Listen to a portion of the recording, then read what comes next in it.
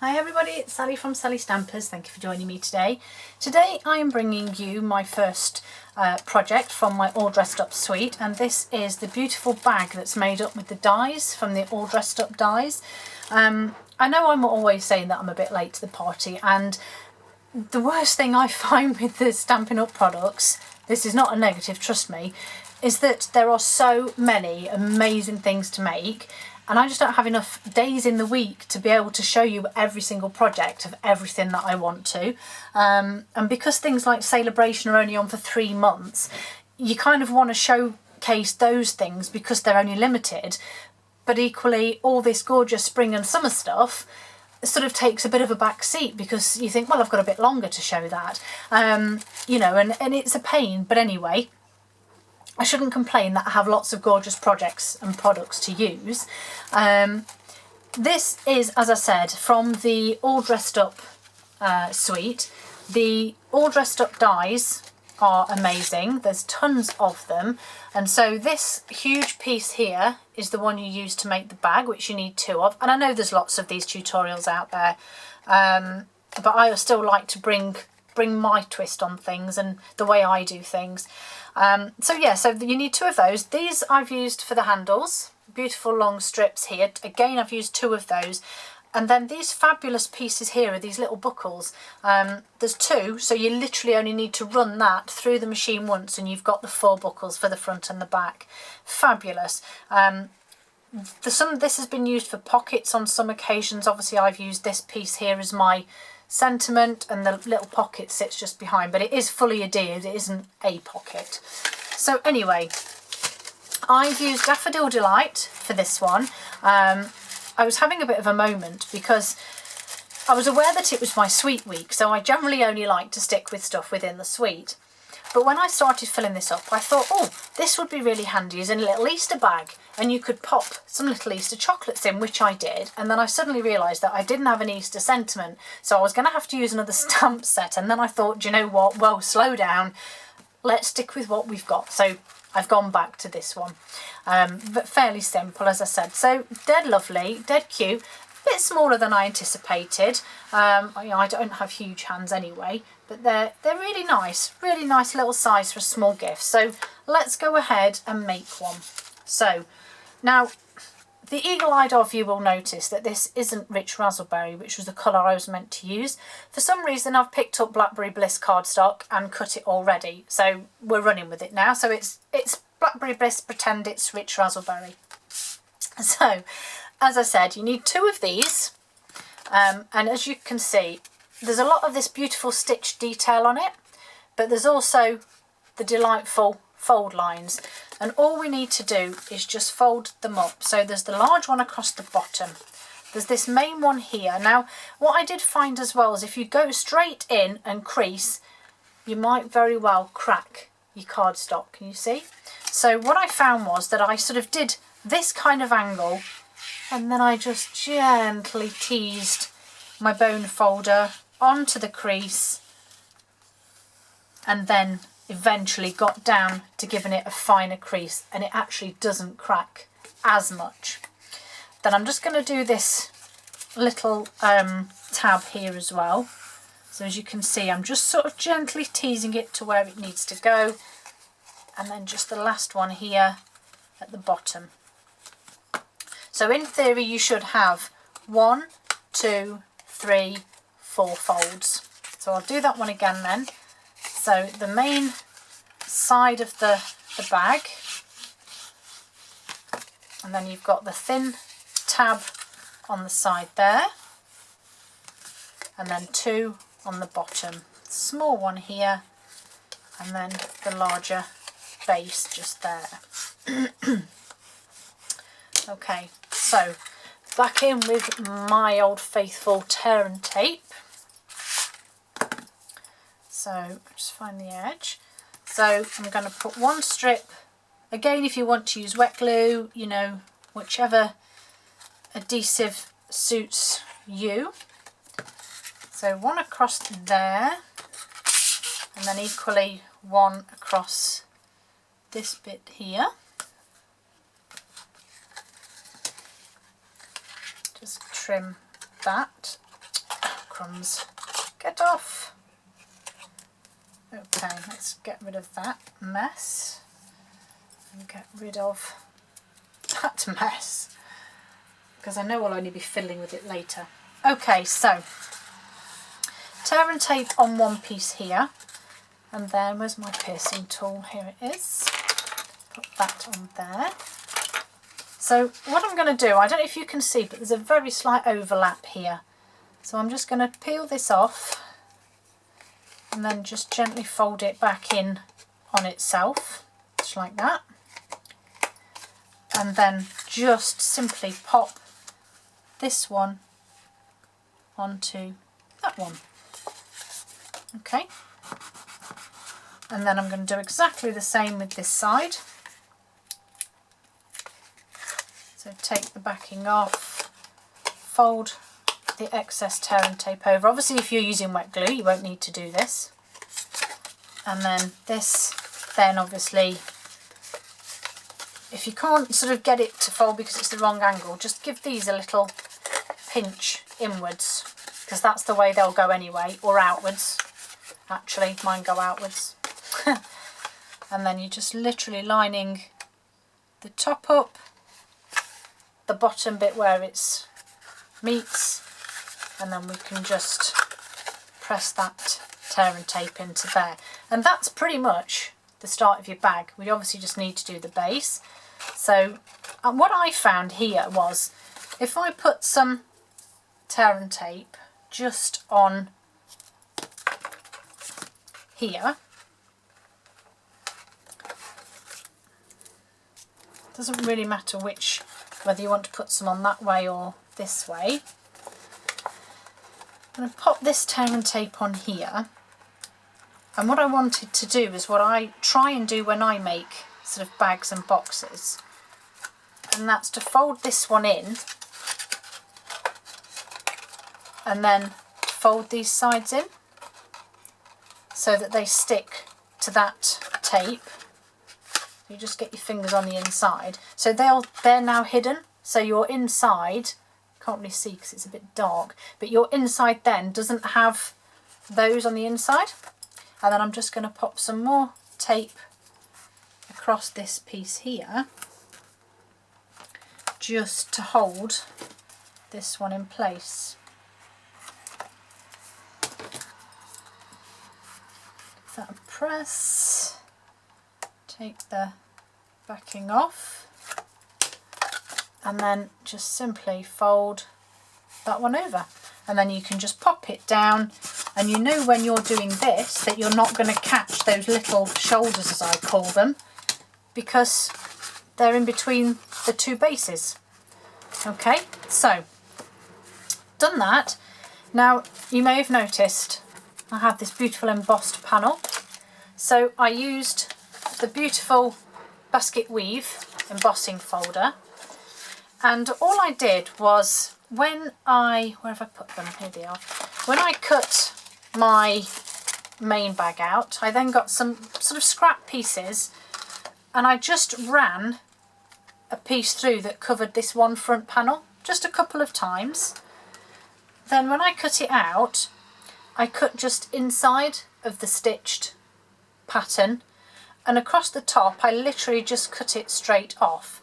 The reason I was able to cut it straight off was because I've just slidden off here, but I put those on just so I didn't lose them whilst prepping everything.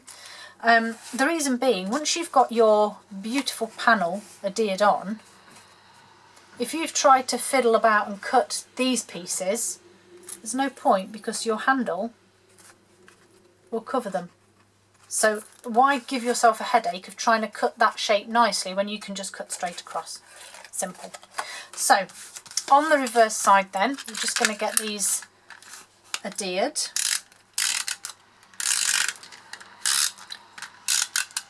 So one to the front, one to the back, and again it was a case of just fitting them just inside those stitched shapes or stitched accents on there. Turn it over and just give it a gentle massage to get that adhesive to adhere, and then again one for the back.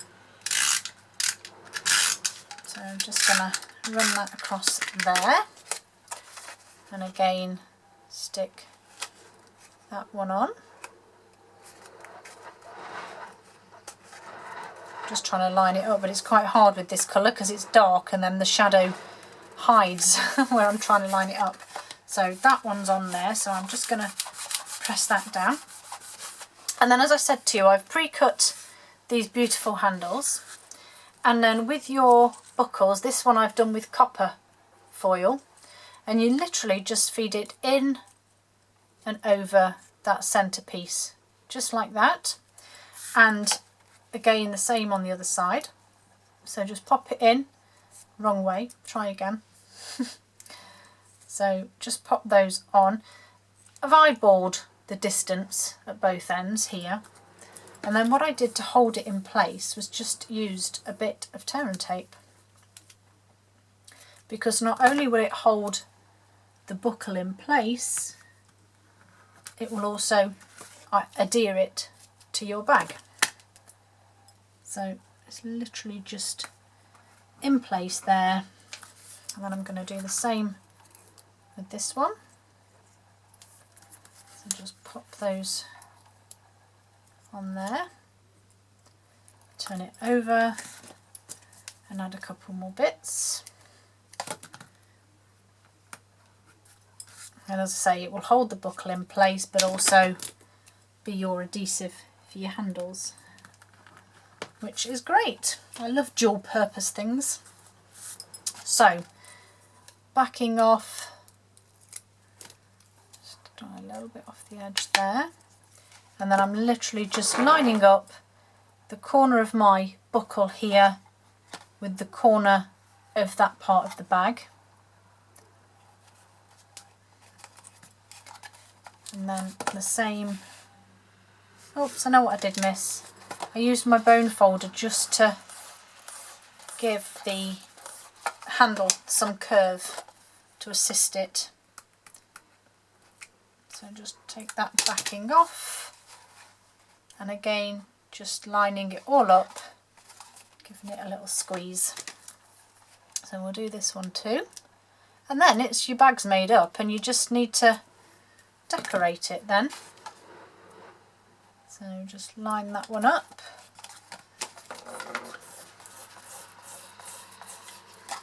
Get a little curl. Backing off here. And then sticking that one on just there. Okay, and how gorgeous is that? I think that is just so pretty. So I'm going to look where my join is. So this is the front of my bag.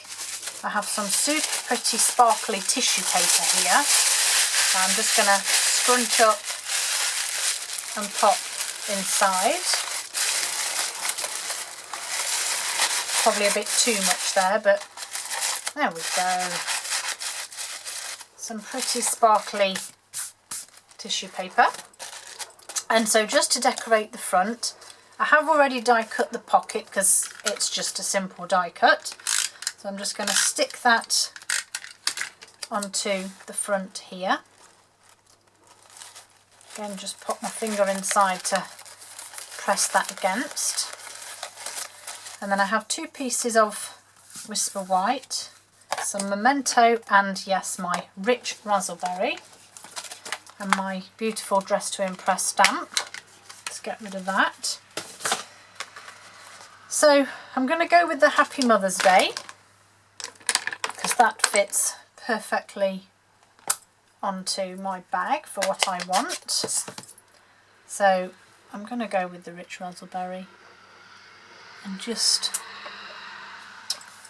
good job a card has two sides, just stamp that on, and then I've got my Memento here, because I'm going to use the flower to just stamp there. Oops. And then I've got a couple of markers. So I've got my Granny Green Apple, which is in the Brights collection. And I'm literally just going to give those leaves a bit of colour. I'm just going to use the narrower end just to do the stalk. And then I've got my Daffodil Delight just to quickly colour the flower in. Normally I'd let the Memento dry just a little bit longer, but obviously I don't have that time right now. And I'd take a lot more care in colouring my flower, of course. And there we go. So that's those done. Bring back in my dies because I need that flower for that and that for my sentiment. And I'm just going to bring in my die cutting machine, and then I'm going to pop these on here. Do them at the same time if you're confident enough.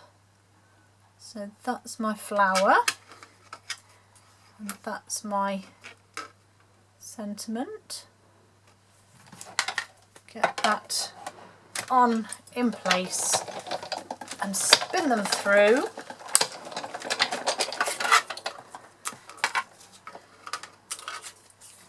And then there's my sentiment. I'm just going to pop my dies over there so I don't lose them. My flower. Get this out of the way. And then I'm simply going to snail my flower just on the pocket there.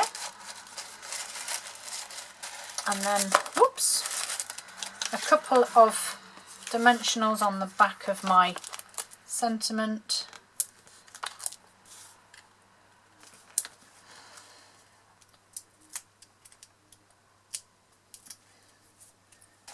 And then this will just sit nicely on there. And then if you want to add some rhinestones or pearls, then just simply pop them on. So I just added one to the end there and just one on the bottom of the pocket just to add a little bit more bling. And that is my 2 bags made up for Mother's Day. Aren't they gorgeous? I really do love this, and I think it looks great with that little basket weave element there as well. Hope you like them. Hope to see you all again soon.